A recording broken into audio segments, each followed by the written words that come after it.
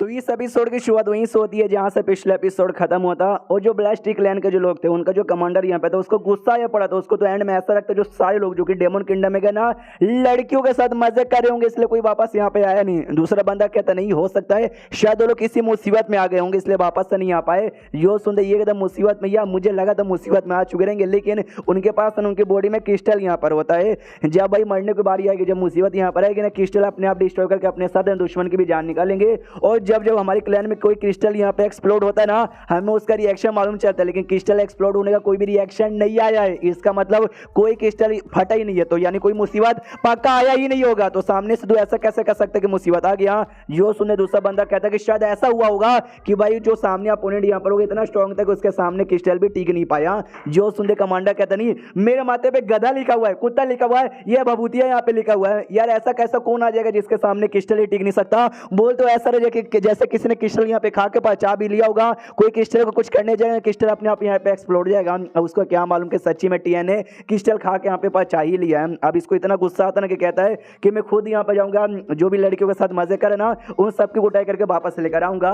तभी पीछे से बंदा ऑर्डर दे दे कि नहीं नहीं नहीं नहीं, अभी मत जाइए, हमारे जो आपसे भी ऊपर वाले लॉर्ड है ना, उन्होंने बुलाया है, हमें उनके पास अभी जाना जरूरी है। जो सुन ये कहते क्या, हमसे भी ऊपर वाले लॉर्ड ने यहाँ पे बुला लिया। अरे यार ऐसे टाइम पे बुलाना जरूरी था। सुनो, पहले हमारे लॉर्ड के पास जाते हैं, उनसे बातचीत करते हैं, बाद में डेमन किंगडम में जाके उन सबको भी देख लिया जाएगा। इतना बोल के वापस जाने को तैयार थे, लेकिन तभी ना इसको महसूस होता है दूर से भाई किसी दुनिया का एक छोटा सा हिस्सा यहाँ पे आ रहा है। छोड़ो यार स्पेस है भाई, यहाँ पे वहाँ बहुत सारी छोटी मोटी दुनिया के ना फ्रेगमेंट घूमता रहता है। तो यहाँ पे कोई और नहीं बल्कि अपने ड्रैगन स्पिरिट था, जो कि मतलब क्या बोल सकते हैं, एक छोटा सा एरिया लेके यहाँ पर आया था चेक करने के लिए। इनको देखता है और सोचता है यार टीएन एग्जैक्टली ठीक ही कहा था कि भाई ये जो ब्लास्टिक गैंग वाले ना स्पेस में यहाँ वहाँ घूम रहे हैं, मुझे पता करने के लिए भेजा। देखो सच्ची में निकल गए, मुझे वापस लौट के ना टीएन को इनके बारे में बताना पड़ेगा। उसके बाद शीश होता है उनके लॉर्ड पे, उनका बड़ा लॉर्ड जिसके पास जैसे जाता है ना, तो उनका जो लॉर्ड है ना कमांडर पे चिल्लाता है, साले कमांडर तुझे क्या हो गया, जब यहाँ से गया था ना उस समय तेरे बाल यहाँ पे थे, अब तेरे सारे के सारे बाल यहाँ पे कहाँ गायब हो गए।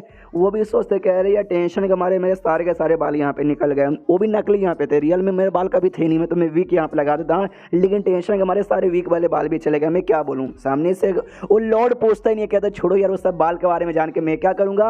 हाँ तो भाई मैं सामने से क्या कह रहा था, तुम्हारा जो बैटलशिप है ना, वो भाई जो क्या बोलते हैं डेमन की जो दुनिया यहाँ पे थी वो वहाँ पे पहुंच चुकी थी, सच है क्या। ये कहता या सच है, आपको कुछ काम ही कहा। वो कहता अभी के लिए हम लोग ड्रैगन एम्पायरस और ड्रैगन एम्पायर यानी ड्रैगन महाराज और महारानी को ढूंढ रहे थे, और बहुत देर ढूंढने के बाद हमने उसका ऑरा यहाँ पे मालूम चला, मालूम है कि उसका ऑरा कहाँ महसूस हुआ, ऑफकोर्स यहीं पर इस डेमन किंगडम में। यानी चलो भाई अब हमारा काम यहाँ पे आसान हो गया। उसके बाद यहाँ पे शेष होता है डेमन किंगडम में रात के समय में, जहाँ पे खाना पानी ये तीनों महारानियां खा रही थी, यानी भाई अपनी डेमन, अपनी महारानी और साथ ही में अपनी ड्रैगन वाली लॉन्ग भाई, और अपनी लॉन्ग भाई तो दबा के पहले जा रही है। महारानी सोचती टीएन अभी आराम करे, बहुत काम उन्होंने किया, आराम कर ले तो बहुत ही बढ़िया। और ये डेमन के बच्चे सुन यार, हमको मालूम चला ना कि एरिया में जहाँ पे तेरी मम्मी पापा का सबूत यहाँ पे मिला, मतलब सबूत यहाँ पे मिला कि शायद जिंदा हो सकते हैं, तो एक काम करना यार, यहाँ पे अपना क्लोन छोड़ दे जो कि यहाँ का काम कर लेगा, और निकल जा अपनी मम्मी पापा को ढूंढने के लिए। ये भी कहती यार निकलना पड़ेगा यार, जब से मुझे मम्मी पापा के बारे में मालूम चला ना, सोच सोच के मेरा दिमाग यहाँ पे फटे जा रहा है। सुन महारानी के बच्चे, तुझे अपनी मम्मी पापा की याद नहीं आती? वो कहती नहीं आती।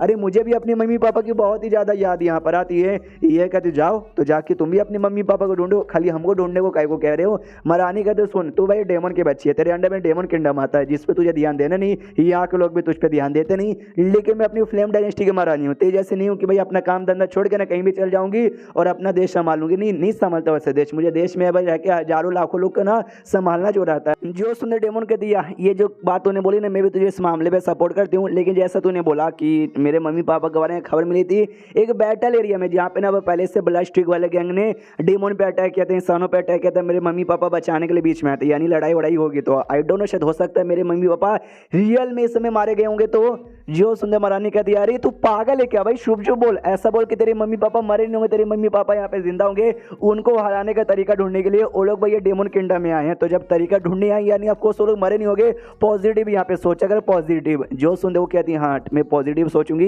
लेकिन तुम्हारी मम्मी पापा के बारे में जो खबर सुना था ना, उस खबर के हिसाब से भी वो लोग मुसीबत में लग रहे थे। अगर तुम्हारे मम्मी पापा को कुछ हो गया होगा, तो अगर वो लोग मर गए होंगे तो दारू का बोतल अपनी महारानी लेती है, डेमन को मुंह में ठोस देती है, साली कमीनी पी, बहुत नेगेटिव यहाँ पे बोलती है, पीते रहे तेरा मुंह नहीं चलेगा।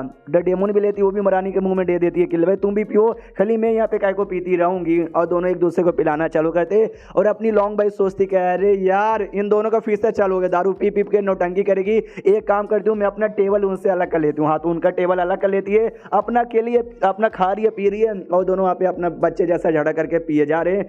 और अपना प्रिंस भी वहीं पे तशाद आराम करके आ चुका था, जुओ के बाप के साथ यहाँ पे बैठा था। जुओ के बाप कहता हुआ, जब दोनों महारानियां लड़ती है ना, दोनों 20 साल की है, लेकिन ऐसा लगता है कि 2-4 साल के छोटे बच्चे ना वो आपस में फट गए। और प्रिंस सुनिए ना यार, ये क्या बोलते हैं, वो दोनों अपने मम्मी पापा के बारे में बात करते हैं। आपका क्या भाई, अपने मम्मी पापा का? ये कहता अच्छा हाँ तो एक बाप ने मुझे गोद यहाँ पे लिया था, जिस बाप ने मुझे गोद लिया था ना, उसने ही मेरे रियल मम्मी पापा को मार दिया था। जो सुंदर सामने से जुआ का बाप कहता क्या ऐसा हुआ था? सॉरी यार, जान के बुरा लगा। प्रिंस कहता है इसमें बुरा लगने की क्या बात है, वरना यार मुझे मालूम है स्टार्टिंग से लगता था मैं अनाथ यहाँ पर हूँ, और एक आदमी ने मुझे गोद ले लिया, उसी को अपना मतलब ये गोद लिया हुआ बाप मानता था। लेकिन बाद में मालूम चला कि नहीं, उसने मेरे रियल मम्मी पापा को मार के मुझे गोद लिया था। सामने से जुआ का बाप और भी चौंक जाता है कि ऐसी ऐसी बातें इतना प्यार से स्माइल लेके कैसे बोल सकते हैं। फिर है ना अपने लाइफ के एक्सपीरियंस के बारे में पूछता, बोलिए यार आपका कैसा एक्सपीरियंस रहा लाइफ में? जो सुनते ये कहता अच्छा ऐसी बात है क्या? हाँ, तो जो मेरे रियल मम्मी पापा थे उसको एक आदमी ने मारा, उस आदमी मुझे गोद ले लिया, तो मेरा भाई वो बाप ही समझो बन गया था। और उसने ढेर सारे बंदों को अपने अंडर में लिया था, और सबको ना हम सारे बच्चों को ना किलर का ट्रेनिंग दे देकर ना हम सबको उसने किलर बना दिया था। क्या ना वो किलर का नेशन चलाता था, तो उसके लिए हम सब काम करने लगे थे, और मैं भी किलर था। जो सुनते ये कहता अरे बाप रे, फिर तो अब सच्ची में बड़े धांसू कमाल के किलर यहाँ पर हो गए। ये कहता मैं किलर भी था, वो बड़ा धांसू और कमाल का भी था, लेकिन मैं धांसू और कमाल का किलर नहीं था। जो सुनते ये कहता एक सेकंड, आप धांसू थे लेकिन अब धांसू किलर नहीं थे, क्या मतलब ये आपको समझ नहीं आया? ये कहता क्या ना भाई, सब लोग मुझे ना भाई किलर की निकाल दी कि नहीं भाई तो किलर बनने के लायक नहीं, तो बिल्कुल भी बन ही नहीं सकता आथू, ऐसा बोल के। मालूम है इसके पीछे का रीजन यहाँ पे क्या था? क्यों भाई जब स्ट्रॉन्ग बनने के लिस्ट में नाम आता है ना, धांसू बनने के लिस्ट का जब नाम आता है, मैं हमेशा टॉप पे रहता था कि भाई आपने सबसे धांसू सबसे स्ट्रॉन्गेस्ट था। लेकिन जब किलर गिरी की बारी आती है किलिंग करने का, तो आप उन्हें लिस्ट के लास्ट में यहाँ पर आता कि भाई ऐसे बहुत सारे तरीके में यूज करता था, जो तरीके ना भाई किलर यूज नहीं करते थे, जिस चक्कर में अपन धांसू और कमाल का तो बन गया, लेकिन एक कमाल का किलर यहाँ पे नहीं बन पाया। जो सुन देखा अच्छा इसी बात है कि ऐसा भी कुछ होता है। तो आपके कौन सा किलिंग का तरीका था जो कि लोगों को बिल्कुल भी पसंद यहाँ पे नहीं आया? जो सुन ये कहते अच्छा ठीक है भाई मैं तुमको बताता हूँ ऐसा क्यों। सुनो, जो किलर लोगों का काम यहाँ पे क्या होता है कि भाई ऐसे तरीके से बंदों को मारो कि भाई कोई सबूत यहाँ पे रहे ना, किसी को कुछ मालूम ही नहीं चले। ठीक बोला ना मैंने?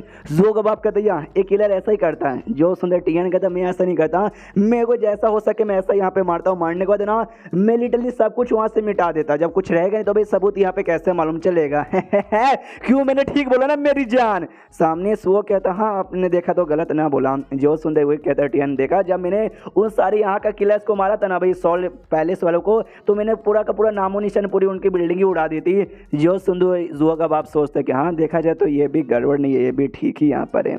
फिर सामने से देखता है प्रिंस अपना कि भाई वो दोनों लड़कियां है ना फिर से पी के टल्ली हो गए। तो टीएन भी लाइक अरे यार फिर से इन दोनों को उठा के कमरे में भेजवाना पड़ेगा, डोंट वरी तुम आराम से बैठो, मैं उनको कमरे में डाल के आता हूँ। तो जा रहा था उनके पास, तो पीछे से जुआ का बाप सोचता हाँ ये देखो यार इन्होंने जो बात बोली ना, अब मुझे समझ आ गया कि भाई किलर लोग ने क्यों धिक्कार दिया और क्यों उनको बाहर यहाँ पे निकाल दिया। स्ट्रॉन्ग बंदे यहाँ पर है कि ये क्या तरीका हुआ क्या भाई कि सीधे मारने के बाद ना सब कुछ यहाँ पे मिटा दो। देखो सब कुछ मिटाने के बाद इनको क्या लगता है सबूत यहाँ पे मालूम नहीं चलेगा।